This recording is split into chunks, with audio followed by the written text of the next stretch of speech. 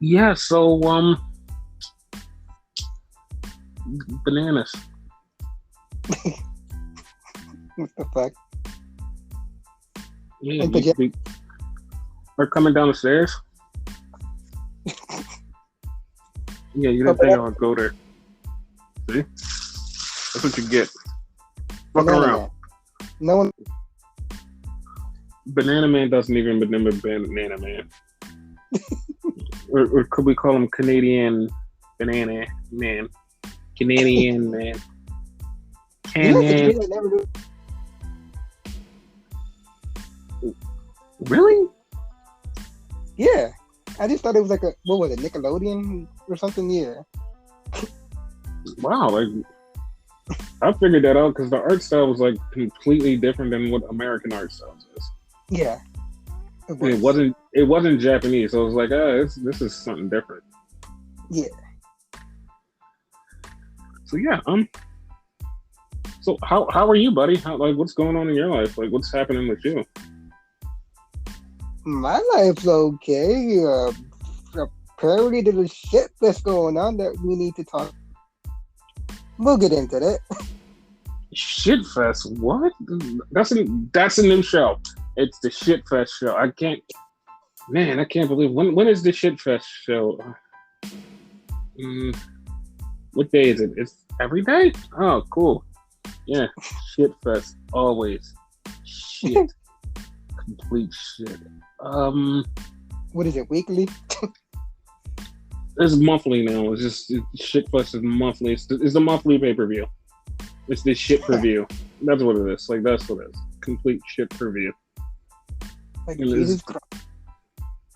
Dog shit. Just complete dog shit. Mm-hmm. Let's get into the shit show. Monday Night Raw show. Yeah. How do you like Raw? Let me guess. I can already know your answer. Uh-huh. I don't even remember. Is that your answer? You that. Do you remember Raw? Pieces. Like, I didn't care. At this point, like, watching wrestling is so difficult nowadays. Nowadays, like watching wrestling has been difficult for a while, dude. Like, yeah, a couple years. I'm not even gonna get into my crazy psycho rant about why, but it's been a fucking hassle to watch wrestling. There's been days where I'm like, I don't want to fucking watch wrestling, and then I'm like, it's nothing else on. I'm gonna watch wrestling. It's been times like even some of the stuff that I'm like, it's like I don't want to fucking do it anymore. It is to the point where it's like the most depressing thing, something that you watch and escape. It's just bad. And this is not the first time we've said that. It's just bad. And it's not even just like, it's the inner, the outer, it's everything, the whole thing, even surrounding it to like the point where like, even I have contemplated multiple times just saying, fuck this podcast. Like, I totally want to give this shit up. And like, part of me is just like, you know what? Fuck wrestling. Just fuck it. Just the whole entire thing. But for some reason, I have nothing else to do but go back to it. And I know you're like, well, dude, like, you could do so much else. Like you always say, go outside and touch grass. I do keep touching grass, but somehow I keep coming back to wrestling. Because it's like, it's there. It's one of my favorite things. It's supposed to bring me happiness. It's like the least thing that brings me happiness. It's like, out of everything, it's the least thing that makes me happy. It's like, I just go to it and I'm like, it feels like a chore, but then I don't want to stop it. And I know somebody out there is like, oh, we'll just watch AEW. That's more of the problem. Like, it's not stopping. Like, no company is immune from it. Like, don't sit there and act like everything is just so great. And it's like, no, dude, like, just shut the fuck up. Everything is bad, and there's no good in sight. I don't care what anybody says. There's no good in sight, and this is like the worst fucking feeling in the world. It's the worst feeling with something that you love and that you think is like supposed to be the greatest thing in the world. It fucking sucks to the point where you hate it, and like you want to love something about it. You're like, I want to hold on to that last strip of hope, and it's no holding on to shit. It's just the worst fucking feeling in the world. And I know you're like, oh, well, why the fuck are you doing this podcast? I don't even fucking know anymore. Like, I don't know anymore. Like, I have no fucking idea what I'm doing. I have no idea what I'm watching. I have no fucking clue. It's just a fucking complete mess. And don't give me no bullshit when you think that one company is above the other. Fuck, we're going to get into everything, but fuck it, man. I don't give a fuck about it. Like, this podcast is still going to be this podcast. It's going to try to bring energy, but, like, fuck this whole thing, man. It's like, fuck it. Yeah. Like, to me, like, wrestling was supposed to be, like, to forget about what's going on, like a distraction type of shit. Now it's so much going on in there, like, it feels like wrestling is more draining than real life. Exactly. Like, it's just so bad. And I know somebody out there is like, log the fuck off. Dude, I wasn't on the fucking internet all day. I wasn't fucking near the computer. I wasn't near fucking anything. I literally, 5 seconds before I press record, jump on fucking the internet and go, well, that's fucked. That's exactly what happened. 5 seconds to see that shit. You know what I mean? Yeah, and like every time, like I have literally stopped going on social media.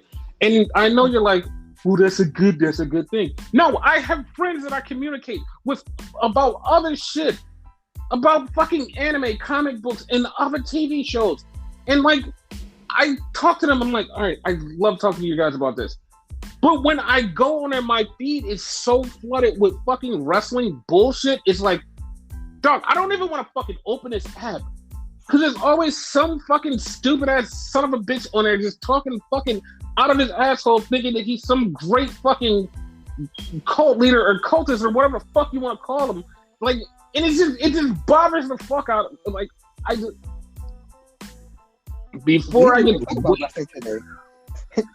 dude, I didn't tweet about wrestling because I wasn't near the fucking internet. I wasn't there. I didn't care. Exactly. I was outside. I didn't care.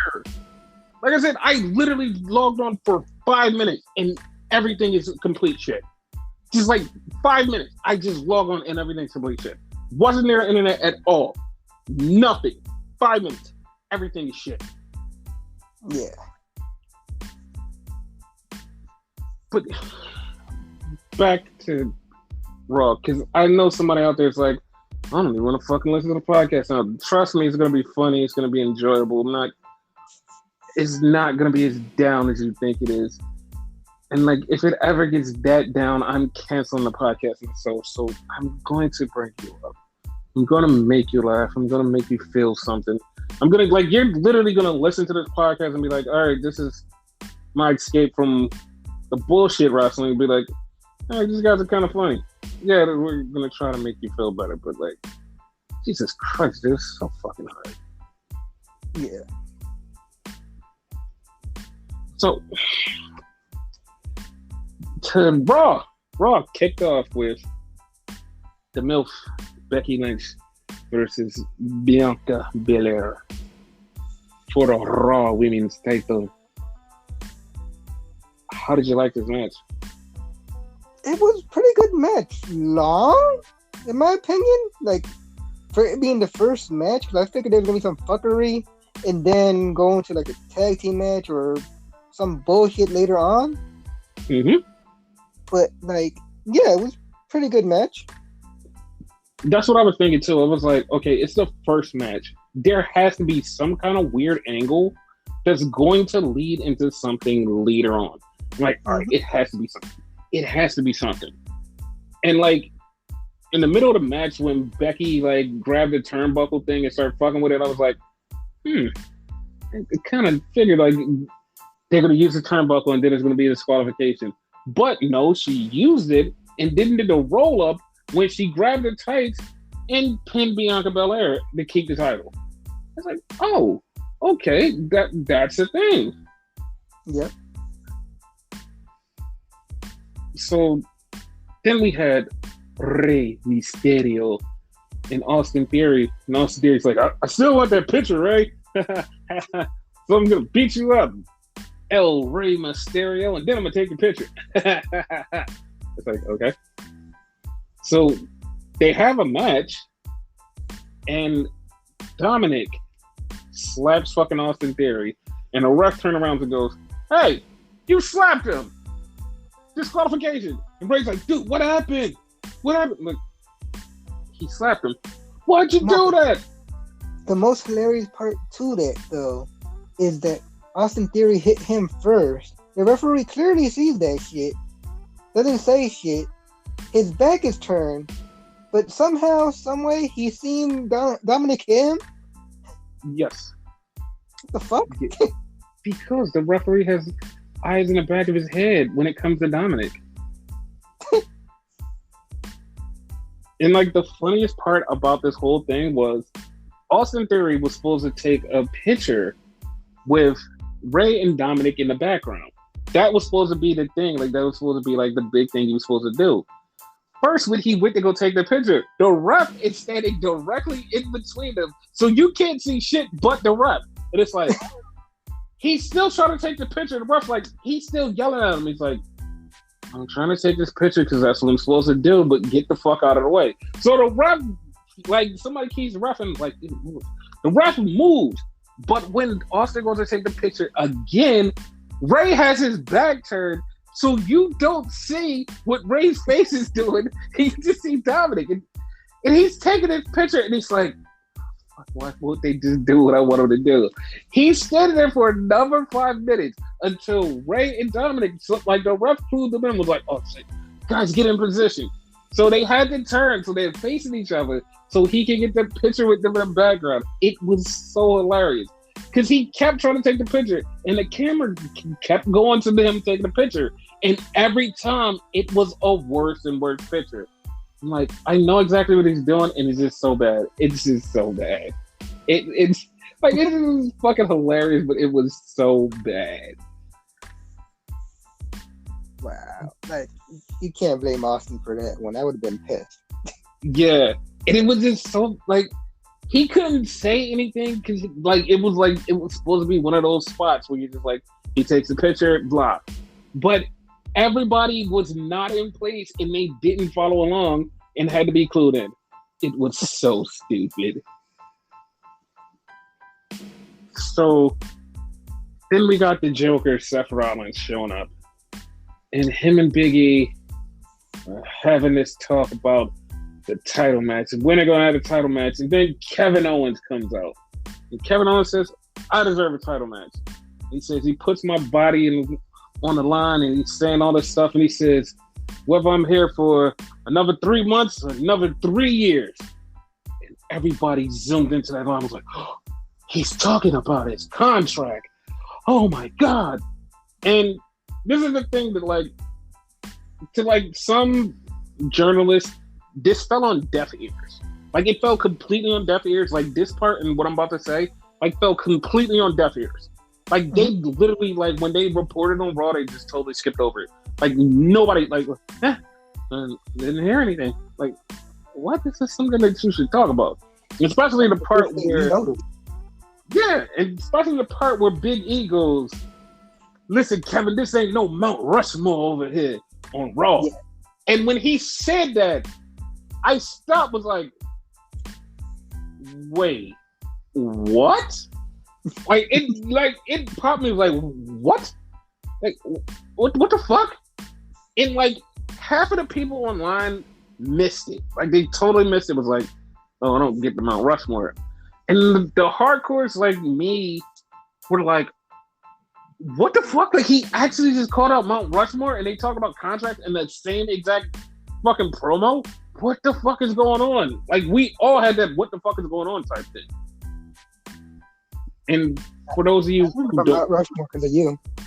Yeah, and for those of you who don't know who Mount Rushmore is, it's the Bucks, Adam Cole, and Kevin Owens. And the fact that they said that was like, what the fuck? Like, it fucked me up. It wound up Kevin Owens and Big E having a match later on. But it's like, what the fuck? So then we had a backstage thing with Zelina Vega, Queen Zelina Vega, and Carmella, the most beautifulest woman in ECW, versus Nikki Ash and Rhea Ripley because they said Nikki Ash's match was stupid. It's like, okay, that's why they're having this match. But they had the match, and it's like, okay, they're having this championship contenders match. Okay with them. So it's like, okay. And of course, Zelina and Carmella beat them and become number one contenders for tag team titles that make no goddamn sense. So we had Chad Gable and Big E talk shit to each other because Chad Gable was going to fight Finn, and he was talking shit to Big E. He's like, hey, I'm going to fight you one day. And Big E's like, okay, I don't care. And then we had Chad Gable versus Finn. It was a good match, but for what? I'm actually shocked that it was that good. Wait, why were you shocked that it was that good? Because normally, like, when you have a backstage segment like that, where someone talks shit like, oh, watch what I'm going to do. And, like, usually winds up being like a squash match or whatever. Like, I expected them totally get destroyed. No, it actually was a competitive match. It was, like, really good. Yeah, and once again, Chad Gable needs to leave and go to AEW. Yeah. Impact somewhere. Shit. Yeah. I want him to go to AEW. Like, get out, go to AEW. They're going to pay him money. They're going to make him feel significant. He's going to be in there, have good matches. Yeah, leave. Just get the fuck out of there. Just go. Just go. AEW did the best money for him, so yeah. Yeah.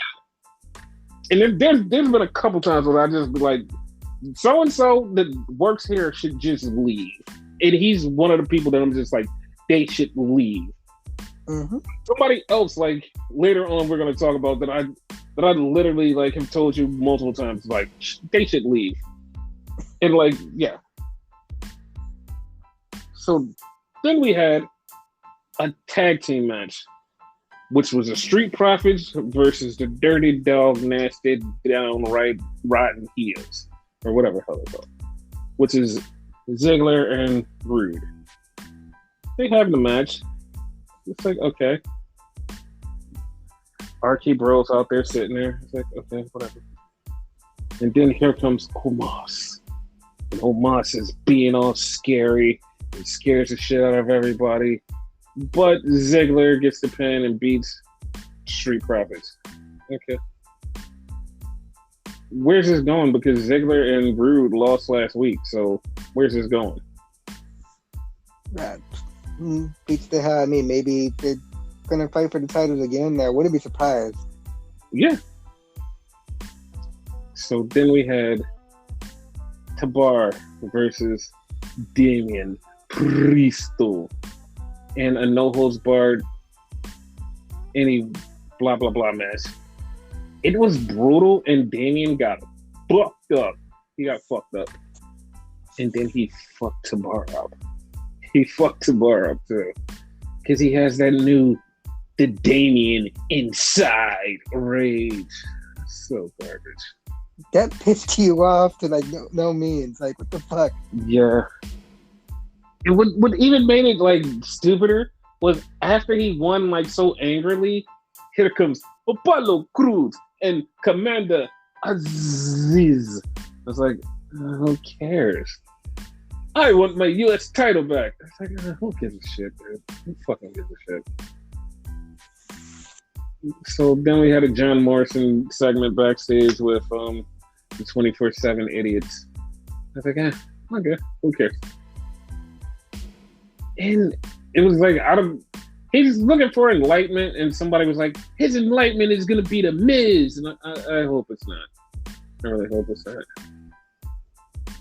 In that segment, I'm really looking forward to him like battle fucking Reginald and a fucking like capoeira type of shit. They jump across buildings and shit. That would be fun. So then we get a backstage thing where Becky's talking about, I beat Bianca. I don't need anybody. I can beat anyone. And then Liv Morgan says, hello. And Becky looks at her, grabs her title, and walks away.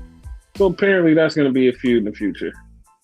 We had Seth and Kevin talking. It's like, hey, you scratch my back, I scratch your back. Kevin's like, dude, I don't want to scratch your back. So we had the main event. Fucking awesome. Fucking awesome. The finish, like okay, so the finish was actually good, and like, I'm not gonna go there with the people. So Seth Rollins hits Big E with the title, knocks Big E out. Big E's knocked out. Kevin Owens is looking like, do I pin him? Do I not? Do I pin him? Like, what do I do? Like, fuck, like, what do I do? And he hesitates, but he goes in for the pin. Big E kicks out. Okay.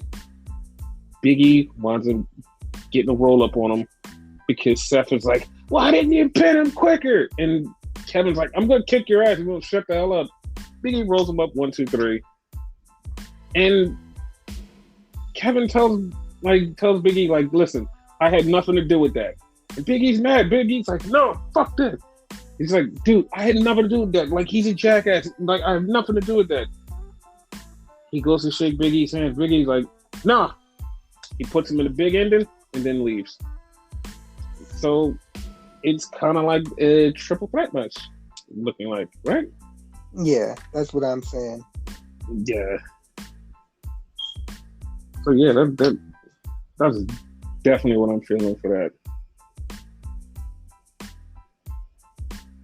Any thoughts or moves on? Oh no, like I was gonna say, like, I see triple threat and whatever, but the thing is, like, between Kevin and Big E, who's more of the heel there? Because they both kind of showed heel tendencies there, but Big E being like that pissed off for like first time in a while.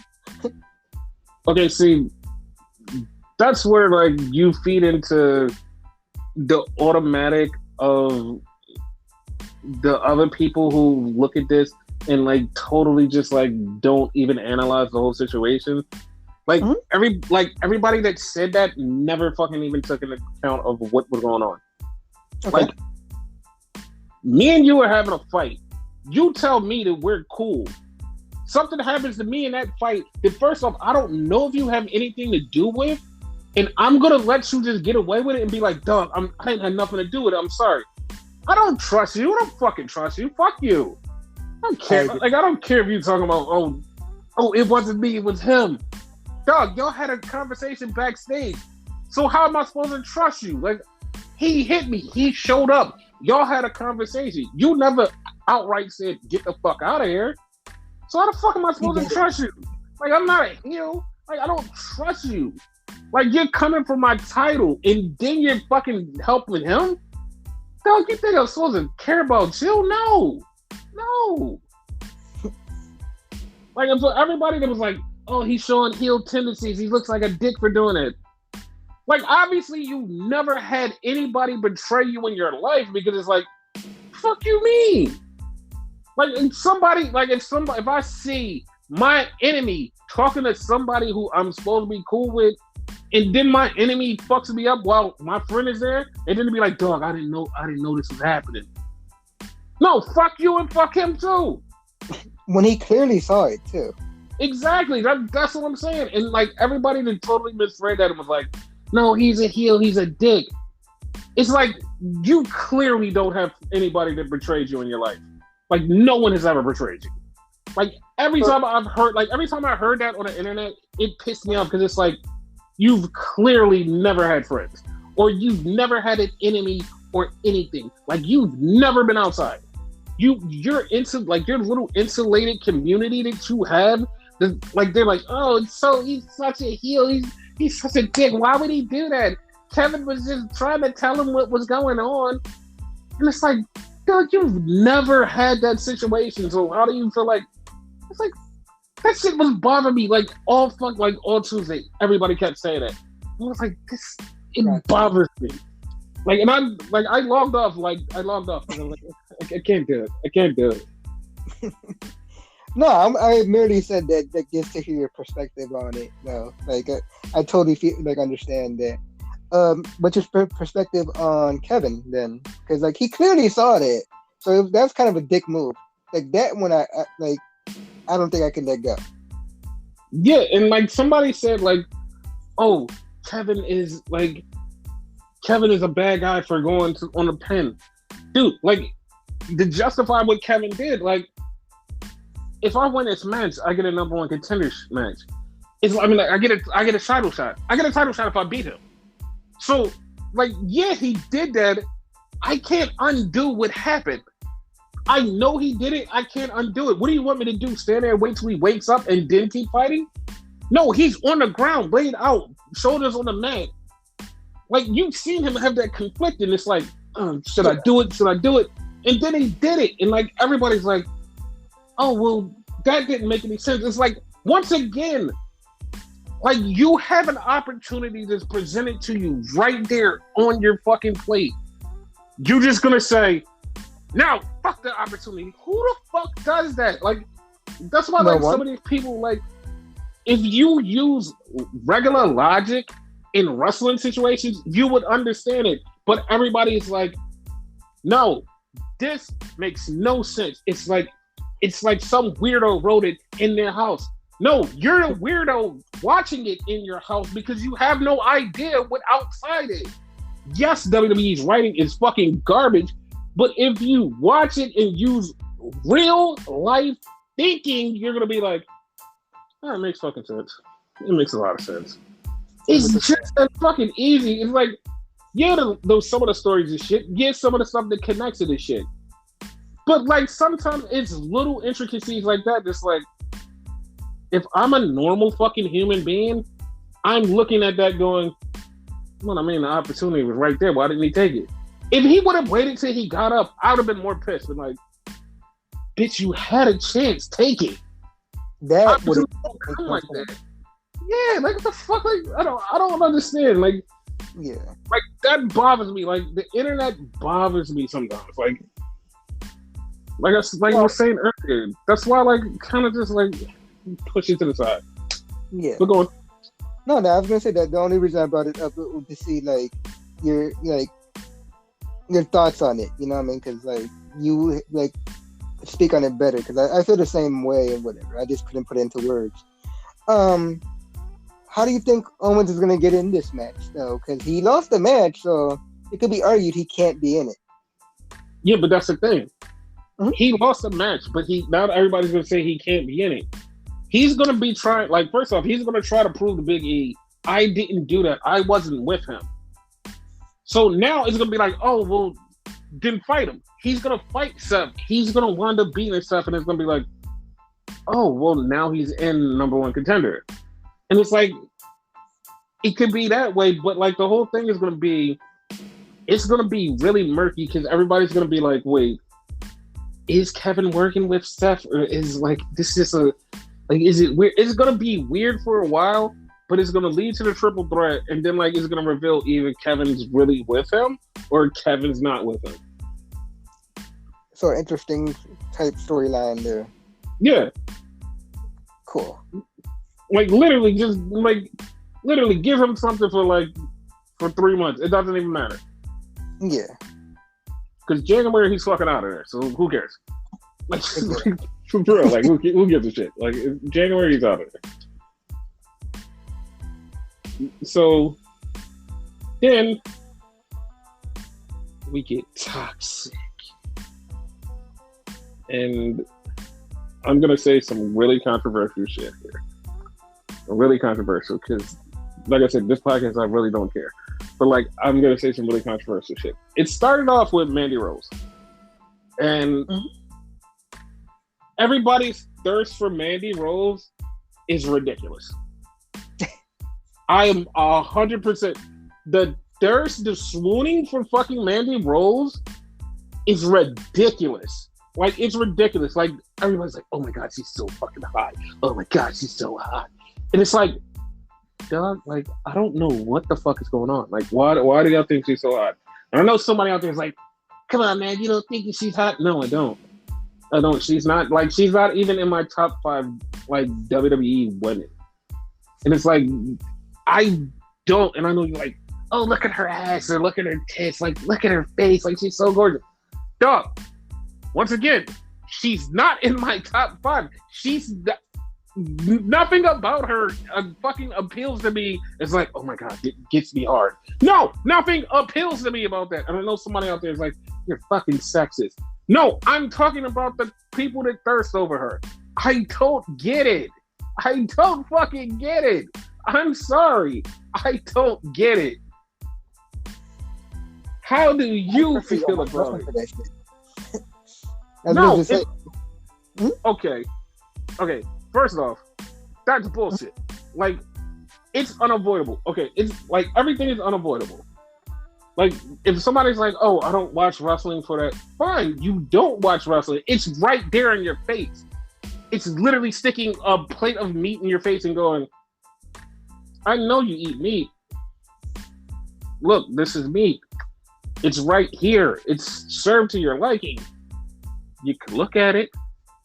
It's ridiculous because like the same thing with like internet community. It's like you see it, like you see stuff, like it's there, like stuff is there.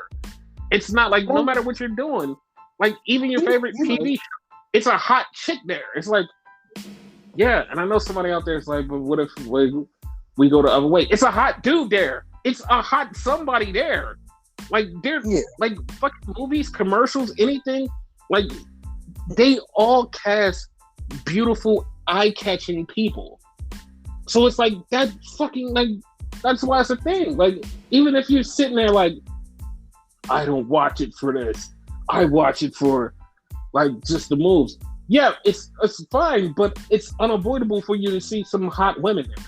It's unavoidable. Right. It's unavoidable for you to see some hot men. It's unavoidable. Like there's like, sorry. Yeah. No, but what I mean by that is that, you know, like you could have like the most gorgeous woman there and whatever, right? Mm-hmm. And me being in wrestling mode, if the chick can't wrestle at all and whatever, and like she just buys, I don't know, I'm in a minority, that kind of turns me off and I don't care. So like the whole being hot and all that, that's like secondary to me, whatever, like.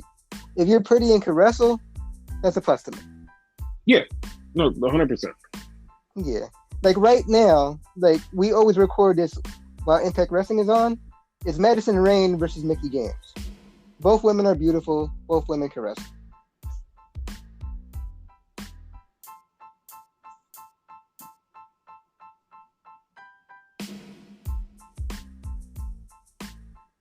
That was it? Yeah. No, I thought you was going to say something. So, Mandy talks about toxic attraction, and so all of a sudden, Zoe Starks is getting beat up. Her knee is getting fucked up. And so Zoe Starks is now out for 6 or 7 weeks with a knee injury. And all of a sudden, here comes Io Shirai. And Io Shirai starts beating up Mandy. Then Mandy calls out the rest of her toxic attraction friends. They're beating her down. Then a toxic tag team TikTok comes out. And I'm glad you into it. Yeah. And now it's going to be a 6-man eventually. The toxic team, they leave and they see Dakota Kai and they say, "Thanks for helping me out last week." Dakota Kai goes, "It wasn't to help you. It was to get rid of that bitch, Raquel Gonzalez." Yeah, okay. Okay. So, Dakota Kai has a match. And she has a match against friend of the show, Cora Jade. And friend of the show, Cora Jade, loses. I mean, it's inevitable, but, you know, it had to happen. And then fucking Dakota Kai just beats the living snot out of her. Like, throws her to a bunch of things, throws a table on her. And the whole time, Dakota Kai, like, keeps doing this tick, this little twitch, this little thing, which she has, like, the Mojo Riley, like, crossed up eye thing, which to me is telling me, oh, they're gonna go with she's crazy. Got it. I didn't put that together. The whole Mojo Rawley thing. Good point. Yeah. So we see Duke Hudson and Cameron Grimes gambling, and Renegade goes, "Dude, wouldn't it be funny if Cameron Grimes takes all of Duke Hudson's money?" We'll get to that later. So we get to MSK. They're out and they're looking for the person who created MSK. I'm going to tell you exactly what I think it is. So they're looking for the person who created MSK and the person who made the MSK thing. And so Wes is like, "Dude, tell me again how MSK came to be." So as he goes to tell him, the bus comes by. Long bus, and the bus drowns out the whole entire MSK thing. Once again, we fucking don't get what MSK means. You was pissed. Yes, dude. It's like, God damn it, dude. So And that's my asshole. That shit was fucking hilarious. yeah, I'm tired of this shit. The one thing I found weird though, right? Mhm. And like, it's a nitpick. Like, it's just a stupid nitpick. I'm just gonna say, Mhm. like, that's like me and you talking about how this podcast came to be. We Mhm. both made it together. We both know how it came to be. Like, why That's would you not tell me the story? But see, no, that's the thing though. Okay. You missed it. Because they Okay. said the person who created the name MSK, the person who created them, that's what they said. That person. They said somebody made it and gave it to them. Yeah. So, yeah. But So what do you both know? they don't know. Like I said, he said, tell me the story about, because he wanted to reminisce. That's what the whole thing was. Oh, He okay. wanted to reminisce because they're going to meet the creator of MSK, Got you. who I want to be Triple H. I wanted to be Triple H, but because of his heart thing, I don't think Triple H will be a guy. So the second person I think is going to be is Shawn Michaels. Like, I think he's going to be Mr. MSK. That's it. Okay. That actually sounds cool. Yes. So we had a segment that I'm gonna, like, when I tell you what was said about this segment, you're gonna be like, "Are you fucking kidding me?" So Okay. we had the Robert Stone segment because he calls out Zion Quinn. So he calls out Zion Quinn, and Robert Stone does Frankie Monet's thing, and he sings it, and he acts like he's cool.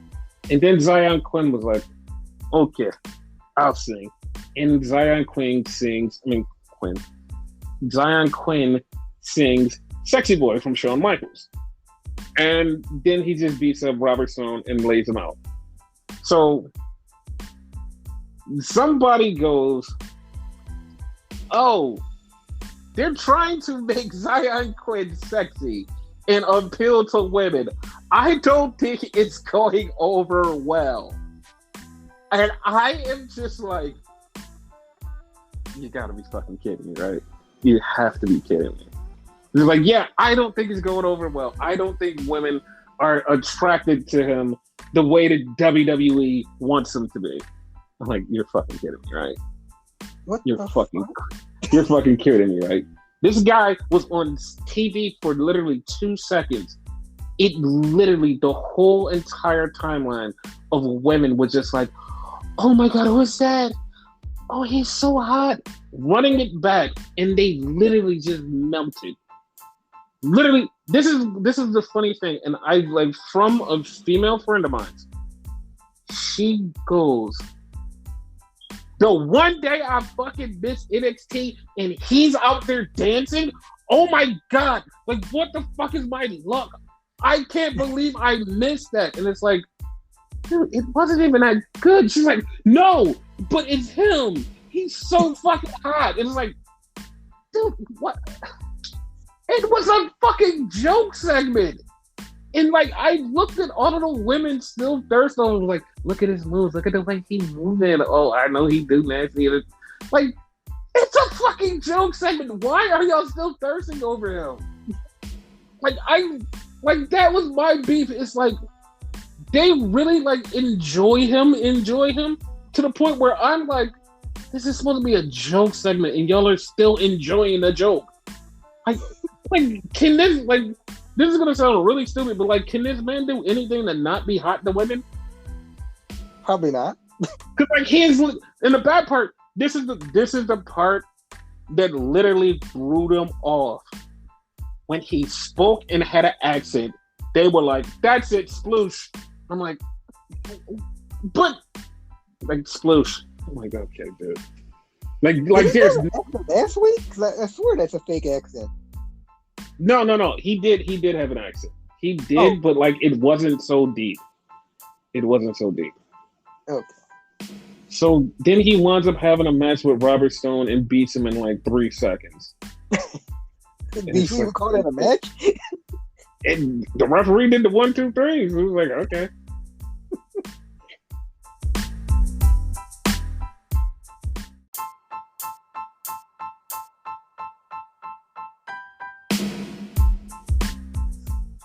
But I think this segment was more so not so much to make him sexy, appealing to women, yada yada yada.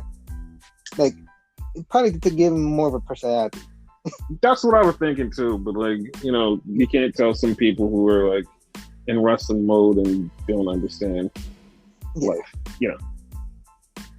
So then we had a Joe Gacy and his brother or friend or whatever talking, and then like. At the end, he had a thing with the whole world in his hands, and somebody was like, that could possibly be Bray Wyatt. I'm like, that possibly cannot be Bray Wyatt. Like, so then we had a backstage thing, which furthers my point with Elektra Lopez and Legado del Fantasma. And Elektra Lopez, who is supposed to be attached to Santos Escobar, stopped Zion Quinn and was like, I like what you did out there. If you're looking for work, I got you. And it's like, Doug, first off, like, she would look like she was ready to risk it all. she's like, Doug, I don't even care if this is a segment. I'm ready to risk it for this. Like, Doug, relax. And then her own team was like, dude, what the fuck? Yeah, like they was like, yo, we don't need nobody. She's like, yo, shut up. Like, and as he's walking away, she turns around and looks at him leaving, and then she leaves. Like, the fuck? So, Legado del Fantasma comes out, and they're having a match against Braun Breaker and Hangman Kyle O'Reilly. And they have the match. They work really hard. Von Wagner loses the match. And throughout the match, I'm saying the same thing I say every week. Man, Kyle O'Reilly needs to leave. Uh-huh. And fortunately enough, December comes up very fast, and Kyle O'Reilly shouldn't leave in December. Let's leave, Kyle. Come on. December's coming. Just let your contract run out. Like, you can do it, and just let it go and show up for AEW the next week. Just go. Just fucking leave.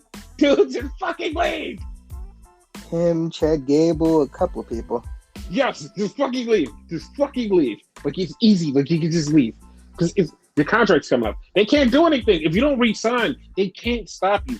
And there's no 90-day clause if you let your contract lapse. If you let your contract lapse, you literally can let the contract lapse and walk out the next day. You and Johnny Gargano could like fucking take a van to fucking Jacksonville. Just do it. Just fucking do it. December comes. As soon as December comes, just literally just go, Merry Christmas, and leave. Just fucking leave. Please. Just fucking go. Just get the fuck out of here, please. Just go to AEW. Brotherhead did the same thing, baby. Yes. Just fucking go. He would love to have you there. Just fucking go. Dude, just fucking go. Just go. Yes. So then we had a backstage segment with Mello and Trick, and they're talking about the title, and Chase comes up, and fucking Trick Williams go, I thought he was dead. Like, dude, what the fuck? It was fucking hilarious. And then Mackenzie Mitchell goes and changes things like, listen, I know you was kind of scared. Don't nobody call me scared. I ain't scared. I'm going out there and whip somebody's ass tonight. She's like, okay, why did you get upset about that? He just went to like a whole nother level, like, the fuck this? Like, yeah, don't nobody call me a bitch. No one called you a bitch and said you were scared. Dude, the fuck? He got all offended for no fucking reason. Right? What the fuck is wrong with him? So then we go back and watch Cameron Grimes steal some more Duke Hudson's money and get rid of a bunch of guys there. And Duke Hudson's like, I'm gonna make him lose. He keeps feeding him chips, and he's like, all right, what does this mean? And he fucking wins again. And it gets to the point where the girls leave, and Cameron Grimes is like, I only came back here for the girls. And he's like, no, one more hand. Everything. So they go all in, which is not a pun. As funny as that is, it's not a pun. So Chase comes out and he's talking about how he's not scared. And then he says, you know what? I want a match. Braun Breaker comes out. Braun beats him. Then Braun gets on the mic and says, yo, after last week, that was the biggest match of my life. Bitch, you had 4 matches. How could it not be? The fuck you mean? Like, the fuck you mean? So he's like, I'm going to win that title one day. I'm like, all right, I don't care. But what the fuck you mean? Like, so, fuck, like, of course you're going to win. So then it's a backstage thing with Toxic Attraction and Marsupial and the other dude. And they're talking, and like the girls flirt with them, and they're like, ooh, they're kind of hot. It's like, okay. Okay, and I know somebody's like, yeah, and I know somebody's going to be like, okay, like you went on that whole rant about Mandy. Yeah, I think Gigi and JC are hotter than Mandy. See how that works when you think other people are hot? Hot, that works. I think they're way more attractive though. But, digress. Go back to the story. We had Lash Legend. And Lash Legend brings on Tony D'Angelo. Well, how you doing over here? Like, I don't know how, but I keep feeling like this is playing out from Bronx Tale. This is legit Bronx Tale playing out in WWE. And I know somebody out there is like, I have no fucking idea what Bronx Tale is. It's a movie where an Italian guy fell in love with a black girl and they became a couple. And like, for the people who like have never seen it, it's like, it's weird. But like the people who like seen Bronx Tale, it's like, and it's funny because it's younger kids is like, in their early 20s are like, yo, I've seen Bronx Tale. I know exactly what this is. Like, this is where this is going. Oh, how you doing over here? So, like, it's cool.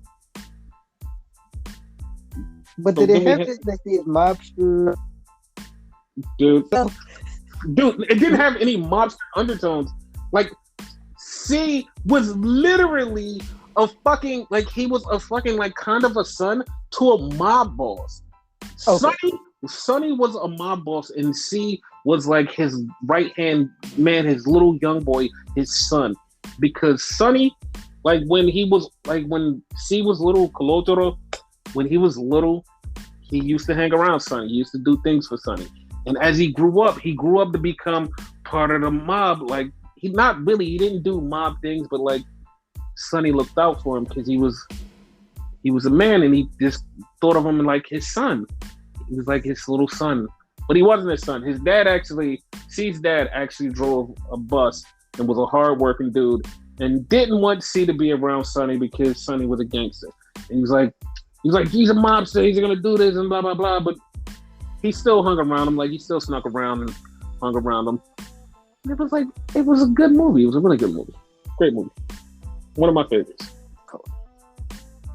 But yeah, like the fucking manager comes out And they're like, yeah, I thought you got rid of him. And like he's talking with a broken arm. So Tony's like, yeah. He's like, speak to the crowd. He's like, I know your wife is watching. You get 2 boys. And they live in that nice house. And like he started giving a rundown of his whole entire house and where he lived. And it's like, dude, like, like he fucking scared the shit out of that man. That shit was fucking. That was hilarious. So we had Sonny Siki, which is the younger Uso, come out solo. Sonny Solo. Funny. Well, Siki Solo, whatever his name is. No, Solo Siki. Whatever. Uso. Young Uso come out and beat the Blondos. Blondos came out and beat the shit out of some dude. And like did the bump, the butt bump, and the flying splash.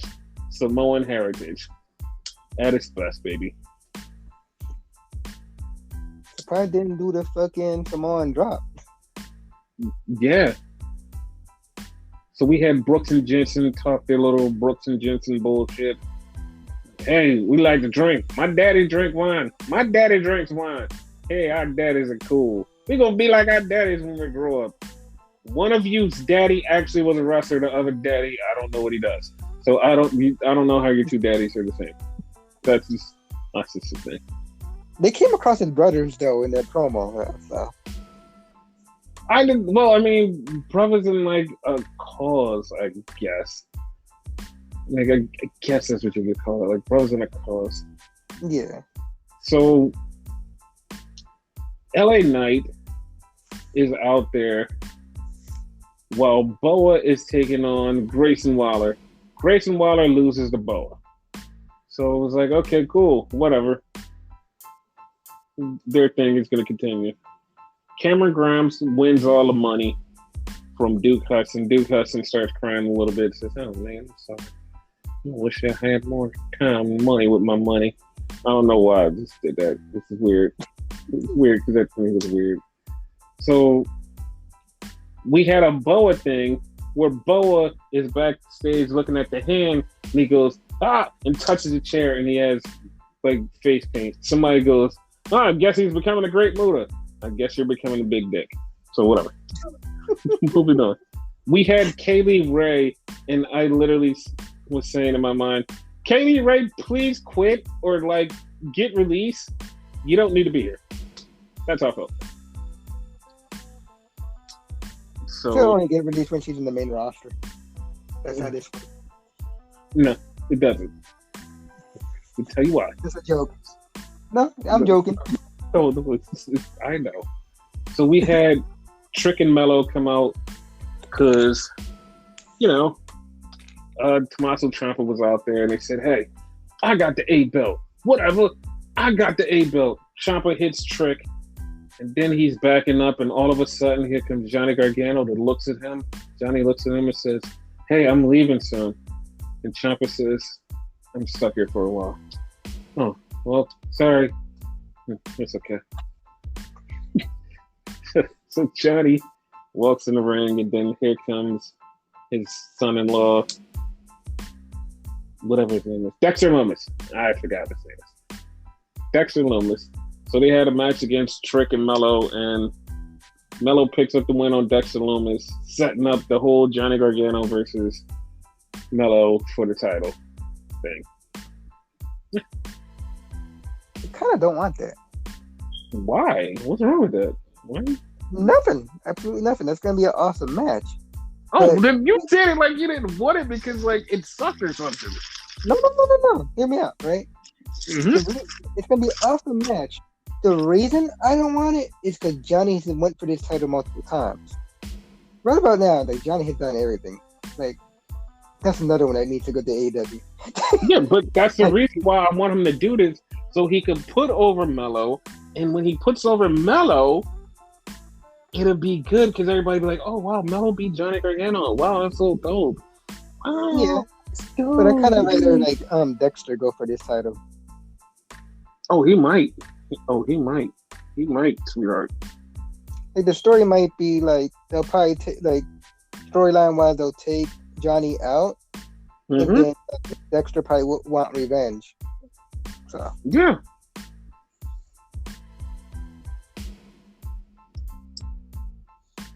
So yeah, like so goodbyes. okay, Uh, Mia Yim is gone. Keith Lee's gone. Gren Metalik and Lindsay Dorado, Lucha House Party is gone. Frankie Monet is gone, as you mentioned earlier. Jesse Kamea is gone. After that, I checked out. It's like 18 people. So continue. Scarlett Bordeaux, Ember Moon, who else? Oni Lorcan, B-Fab just got fucking called up, Like, how the fuck? right? Jesse Kamea, Zeta Ramirez, Ray Baxter, Katrina Cortez, Jeet Rama, I think I said, Karrion Kross, Nia Jax, which is fucking crazy. Keith Lee, which was fucking insane. Harry Smith, which is like, whatever. Yeah, And that was throwing me off. I'm like, you work here? yeah, no, he works here. Like, everybody kept trying to figure out when he was going to show up, but then he gets released. And then on top of that, we get the release of Eva Marie. Yeah, but we had like 17 like fucked up firings. Yeah. It's 18. I'm saying 17. Yeah.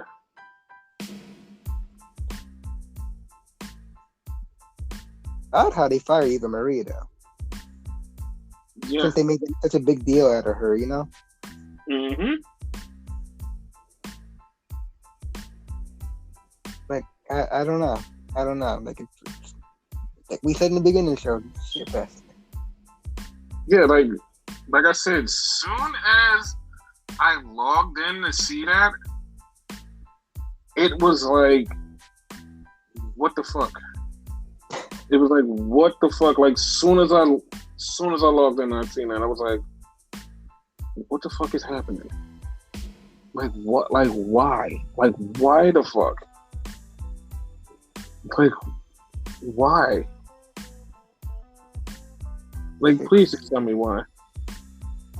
The narrative going around for a while, because like these fires have been going around for a while, is gonna be selling. Like, but at this point, like, it's gonna be pretty much dead at this point. Like, it's dead to a lot of. It's dead to a lot of people. Mm-hmm. Like, it's like, I don't know. Like, I don't know why. And like, every time they go, it's budget cut. It's budget cuts. It's like always, it's always budget cuts. And like, I don't get it. Like, I don't get it. And like, I know people are gonna go like, well, AEW is so crystal clear. Like, something happened in AEW last night that like really pushed me over the edge in like anger, and like, I know people are gonna be like, well, you can't be. I'll explain why, like, in multiple layers, why this is triggering to me.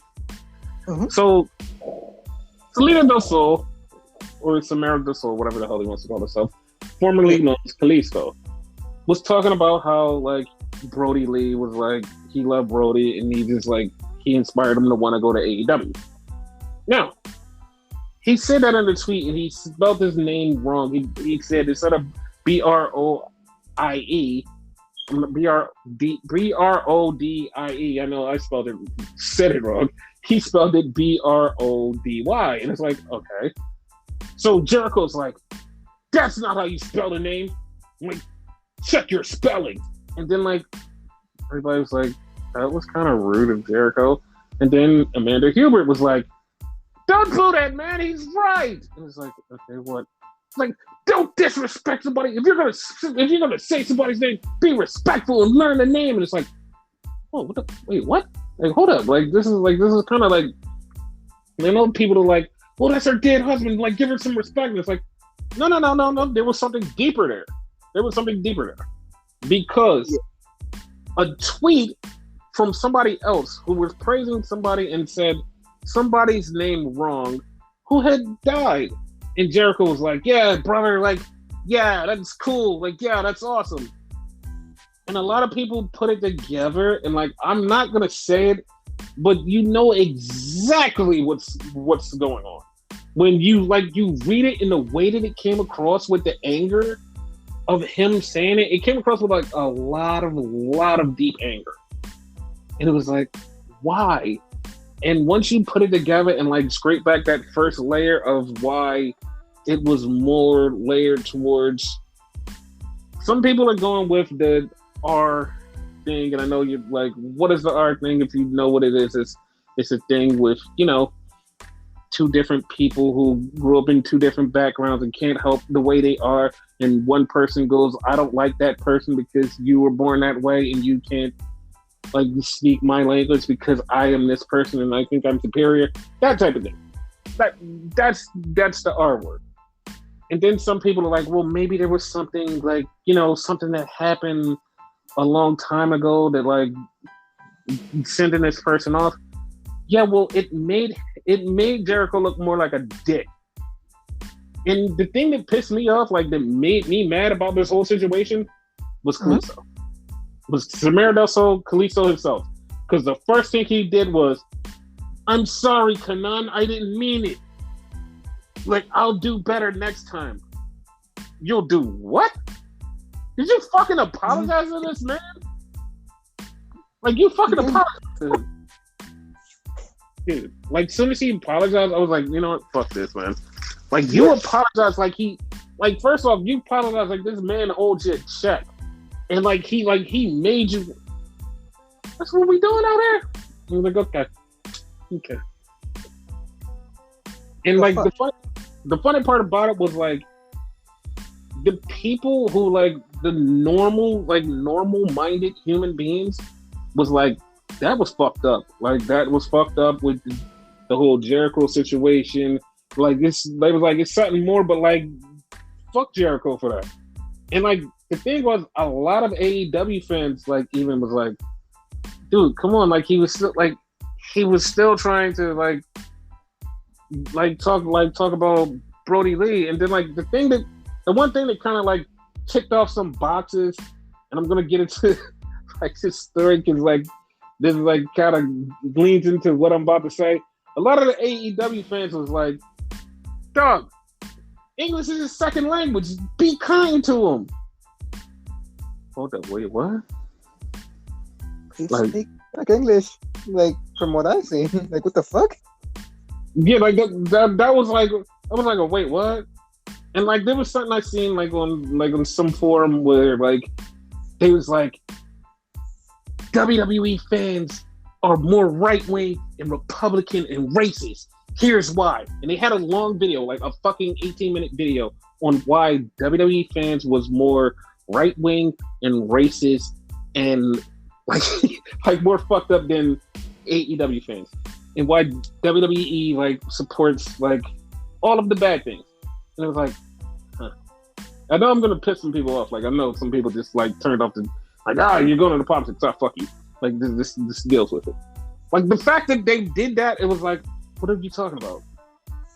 Like if you look at WWE and look at the fan base and what they enjoy, like they enjoy minority wrestlers and women. That's the thing they enjoy in WWE. Now, on to AEW. I just told you half of them went, English is his second language. He's American. He's fucking American, dog. Like he's like, if I'm not mistaken, he's first generation Mexican. Like, what do you mean? Like that's racist as shit, dog. Like what? Like, and then you support Jericho and like come on, like you know that was a little bit of the racist undertone. Like, Little bit. dog, like you think I'm supposed to be like, no. And then the Cody shit and like everybody else is like all this extra shit. It's like, dog, like what the fuck am I like? What am I supposed to do with this? But WWE's supposed to be the bad guys in that situation. Like what the Exactly. And I'm gonna get into another WWE versus AEW thing in a minute, but we're gonna go into AEW Dynamite. Mm-hmm. And it starts off with Allen Angels versus Kenny Omega. It was a good Put your match. mask back on. I know he does need to put his mask back on because he looks like Mike Bennett. Mike Bennett. We made that joke last night. Yeah. And the match was good. Like, here's the thing that like fucked me up with like the first matches they had. Everybody was like, "Oh, Kenny should have squashed him. He had too much fight." And I remember like we covered that match. It was like, yeah, it was a good match, and like we didn't get pissed off that he like took too long to kill him. But like whatever, it was a dope match. This match was like another match that was dope, and it was like okay, and it was like all right, and like a lot of people was like, oh well, this match was. I'm like, what do you mean? Like, I didn't get where a lot of people were going with this. It was weird. Five but like, did really good. I'm surprised. Yeah, like that's what I'm saying. It was like it was a dope match, and I don't understand why nobody just went, "Oh, it's a dope match," and be like, "Well, the callback was because he had this long match, and people said he shouldn't have had this long match." It doesn't matter. Who the fucking cares? It was a great match. It wasn't a long-term storytelling thing. It was just a thing we needed something to fill time. Yeah. So Kenny beat the hell out of Mike Bennett, and he's about to crush him with a chair. And then Hangman Page comes to the ring, and Hangman Page goes for the buckshot lariat, and Kenny ducks. Hangman grabs the title and says, "Next time I'm holding this, because I beat your ass." I'm like, okay, well. So then we had a Malachi Black promo. And a lot of people, I swear to God, every fucking person that missed this is going to regret it one day. Malachi Black was talking about Caesar. And he was like, Caesar got stabbed in the back. But it wasn't only Caesar that got stabbed in the back. And like he made this whole thing where it was like, wait, what? You mean it's more people? Yeah. It seems like it's more people that was going to fuck up Cody and screw him over. He's like, okay. And later on, we got a little bit of it. But I feel like it's more. I feel like it's more because the way he said about Caesar getting stabbed in the back, Caesar got stabbed in the back by his best friend. And I feel like there's more to this story. We're gonna find out eventually. So then we had CM Punk come out. Punk comes out and Punk's like, hey, I know you're cheering me, but I want you to cheer somebody else. And I want you to cheer Moxley. So the story of Jon Moxley is Moxley was stressed out. He was going through some stuff and he decided to go get treatment for alcoholism. I'm happy that Moxley got it. I'm all for him. Just like 100% behind him. And I know somebody's like, oh, here comes the butt. It's going to be some controversial take. No, it's not really a controversial take. The controversial take is with stuff around it. Because the internet, being internet-y, goes, oh, that wouldn't have happened if he was in WWE. Shut the fuck up. This isn't about this fucking tribalist war. Shut the fuck up. This is a man who's trying to get his life together. Has nothing to do with anything. Like, he just had a daughter. Like, y'all need to chill out with that shit. No, but like, nah, it's fucking tribalism. And then like, it's just like, they don't fucking understand. And like, I just really wish that they would go outside. Like, I wish they would go outside and like find a girlfriend. And like, Also, or find a boyfriend, find whatever makes you happy. Find somebody that's gonna let you nut. Just do that. Just do that. Fucking do that. Go get a nut off. Not with your hand, with an actual person. Get a kiss. Get some hand holding. Take them to dinner. Take them to the movies. Like, have long talks. And have sex. Go outside and have sex. Do that. Go outside and touch some grass. That's like, chill out. No. Calm down. No, not just fucking grass would happen. Like, I'm just thinking, because it's a lot of incels out there. They just need to get laid. They just need to get fucking laid. They just need to get laid. And the ones who are getting laid, who are this fucked up, you need counseling. You need to go to counseling. Like, you're arguing about shit. You need to go to fucking go get counseling, dog. Like, go to fuck get counseling. Like, follow Moxley. Like, let him be an example, and like, don't let that shit get too crazy. Go get fucking counseling. His life is more important than wrestling. Yes, exactly. That fuck me up, dog. Like, that fuck me up. And like, to be honest, like, I would say, like, I didn't know how bad Moxley's like alcoholism was, but like, no one really knows how bad somebody's mental issues are. But like, I'm glad that he decided to get help. And the thing I didn't like about the Punk situation was like, the Punk was like, I was in that same boat too, but I decided to get help. And it's like, dog, you just decided to leave. Because like, he tried to spin it to the WWE situation, and like, I didn't like that. Like, I know he was trying to like make a comparison or whatever. I didn't like that because it was like, once again, you're stirring up tribalism wars. Like, because there was, like, to be honest, there was no thing in your past. You're so straight edge. You were never in that kind of danger. Like, the mental issues, like, yeah, like, leaving WWE probably was one of the things that was triggering him, whatever. But like I said, you turned it into all about this tribalism war, and it was like, it was unnecessary. You can't really compare leaving a company to alcoholism. You know, yeah, it probably weighs on your mind and whatever. Probably like really depressing there and whatever. But it's a different situation. exactly. Like, I didn't like that. Yeah. And then he was talking about Eddie Kingston and how he doesn't know why Eddie's mad at him. And he's like, it was going to be me versus Orange Cassidy in that tournament, but I decided to say no because I want to fight Eddie. And you could blame Eddie for not having this match. And it's like, so you want people to get mad at Eddie because Eddie like yelled at you last week, so you decided not to have a match? And I was like, okay, I guess. Not gonna boom though, because it's not that deep. Yeah, I'm gonna watch the match, but like, it's not that deep with caring that much. Whatever. So then we had a Miro promo where he's talking about God and sex and his mom, and then that was the thing.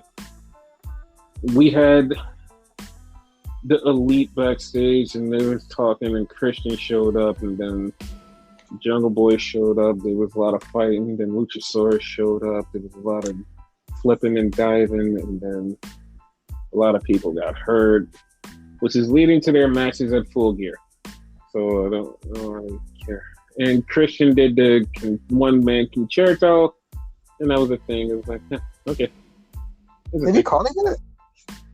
Somebody called it that. Oh, okay. So then we had FTR versus Samero del Sol and Aerostar. It was an alright match. Wasn't bad. The only thing I found funny was the fact that like he started doing the lucha thing, and you was like, "Wait, you can't do that." Yeah, like that fucked me up. Samero del Sol just started doing the lucha thing. They're like, "What the fuck, dude?" So, to carry on your long-lasting story, Hikaru Shida is celebrating her 50 wins, and Nyla Rose shows up and was like, listen here, I'm going to whoop your ass. So you be happy you got 50 wins, because I'm about to give you another loss, because you're going to have 50 losses, because I'm going to kick your ass.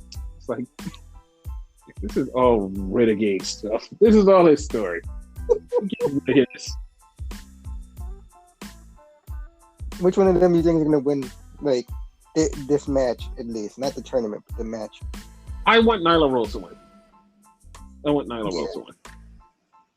So we had the Inner Circle come out, and they called out America's Top Team, and they told us who they wanted, and then all of a sudden Paige Van Zandt was like, "No, I want to get in this. Why won't you fight me?"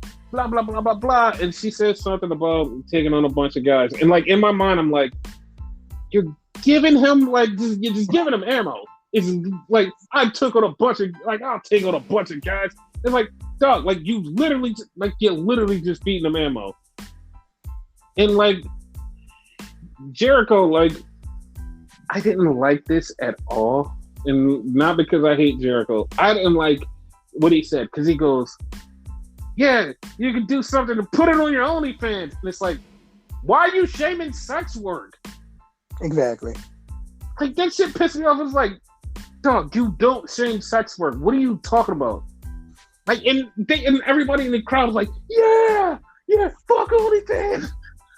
And I'm like, dog, it's sex work. What are you talking about? Like, everybody like benefits from that. Why are you shaming that?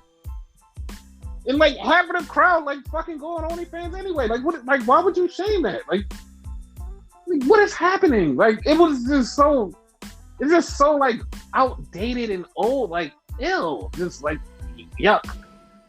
And then he was like, shaming, but they go on there anyway. Like, yeah, and then like he still made a joke anyway about the Paige Van Zandt gangbang, and it was like, dog, like, I mean, the fuck? Like it just like that left a nasty taste in my mouth. And it's just like, whatever, dude. Like it was just nasty. So they wind up putting Dan Lambert as the fifth person. So Dan Lambert's going to be in a match, which, I mean, anybody could have seen coming.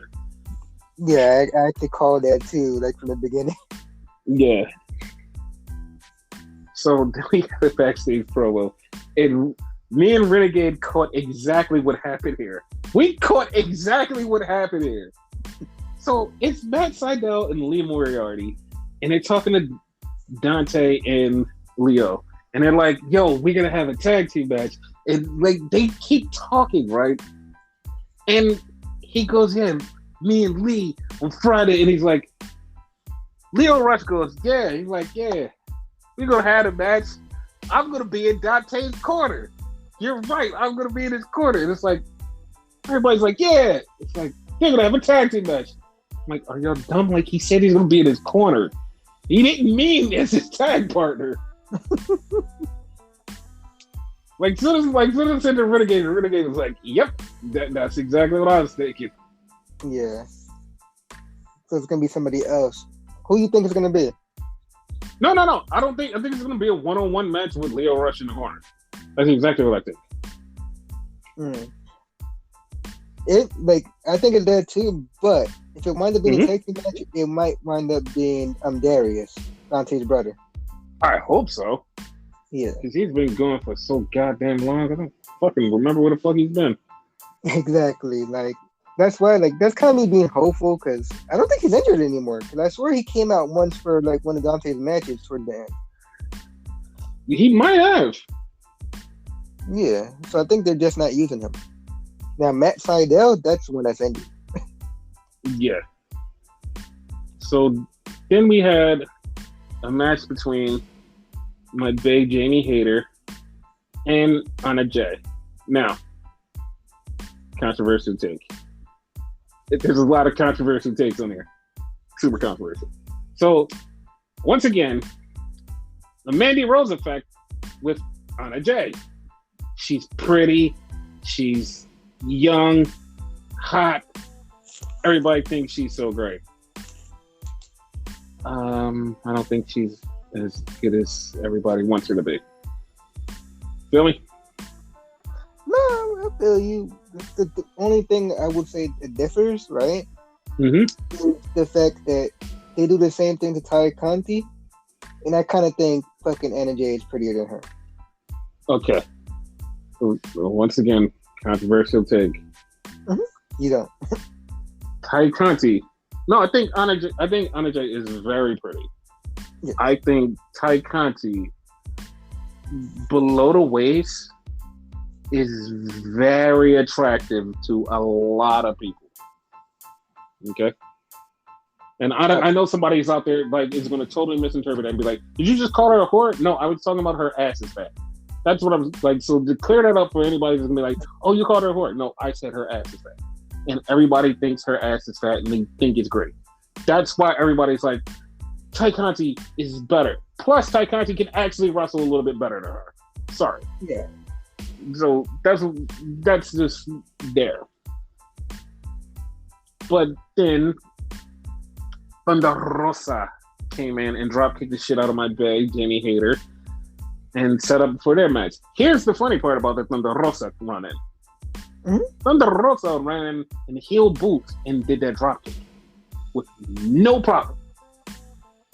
Yeah. She's awesome.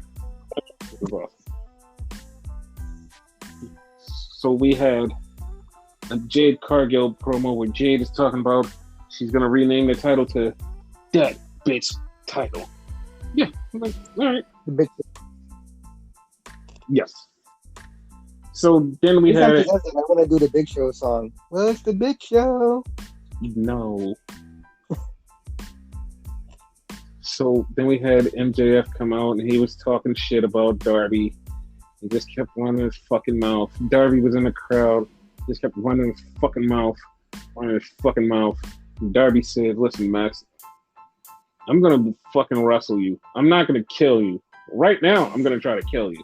So MJF tried to leave. He ran into Sting and a bunch of Sting goons. And then, like, the Pinnacle came out and helped him a little bit. And then, like, Darby just proceeded to do Darby things and just, like, murder him. Just and it's like, oh, okay, Darby's trying to kill himself again. All right, cool. So the weird part about that segment, like, fucking MJF went after him. He had no choice, like, fuck it. Yeah.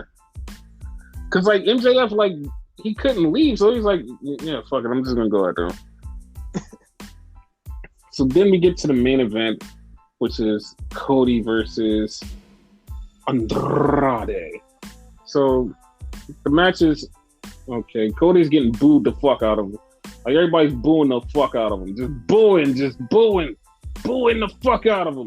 Just booing the fuck out of him. And everybody's talking about that bullshit he's Cena type thing. No, people don't like him for some of the stuff he says. Okay? Sorry. So Cody goes for a flying tope and gets hit in the face with 2 AAA titles from FTR. So he throw him back in the ring, get the hammerlock DDT. Andrade beats Cody. Tully Blanchard comes down there, and Tully stands in the ring, and Arn Anderson shows up. And I know a bunch of people are like, "Oh my God, they're gonna fight! I hope they fight!" I'm like, no, complete opposite. I want them to not be near each other at all. Like, at all, dude. At all.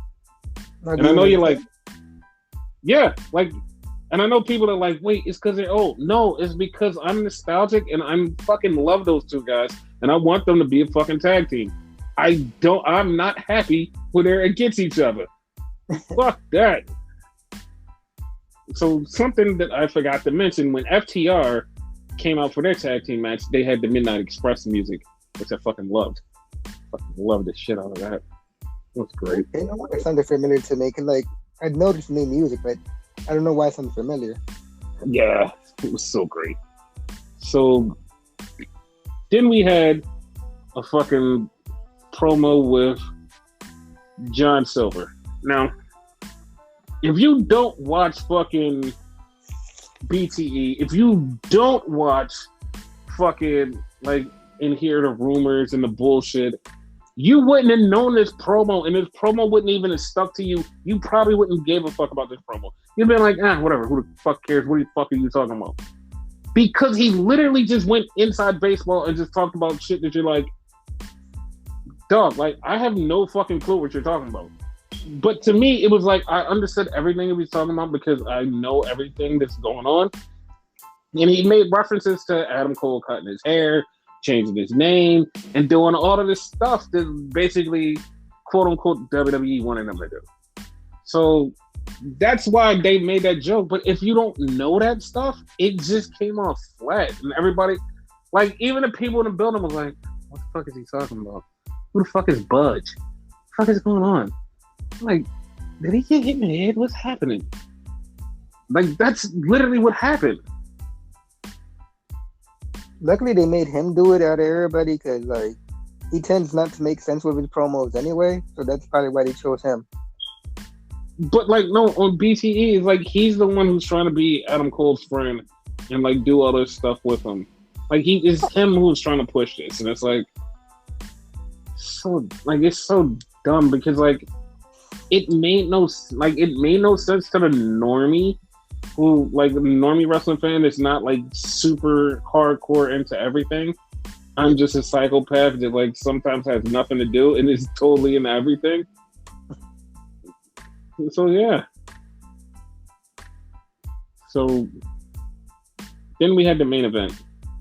Taped Up Ribs, Orange Cassidy versus Miro. Because Jon Moxley was out, so Miro had to replace him.